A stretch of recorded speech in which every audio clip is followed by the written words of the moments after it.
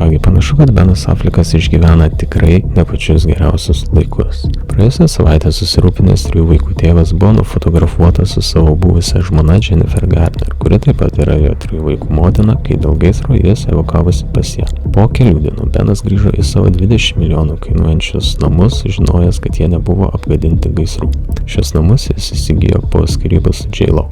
Vos tik grįžęs, Benas Affleckas iškart atsilaukė FTB agentų ir Los Andželo policijos pareigūnų vizitų. Pagal nuotraukas, kurias gavo Page Six, valdžios institucijos buvo pastebėtos prie aktoriaus namų Brentwoode, Kalifornijoje. FTB agentai buvo nufotografuoti prie aktoriaus namų, kruopščiai apžiūrintis krūmą prie jo vartų. FTB atstovas pareiškė Page Six, kad jo komanda atlieka tyrimus Palisado gaisro rajone dėl neautorizuoto drono veikimo. Vėliau šaltinis papasakojo, kad agentai buvo Beno Afflecko namuose tam, kad patikrintų, ar jis turi vaizdo stebėjimo kameros įrašus apie privatų droną, kuris sugadino vieną iš gaisrų gesinimo lėktuvų. Toliau.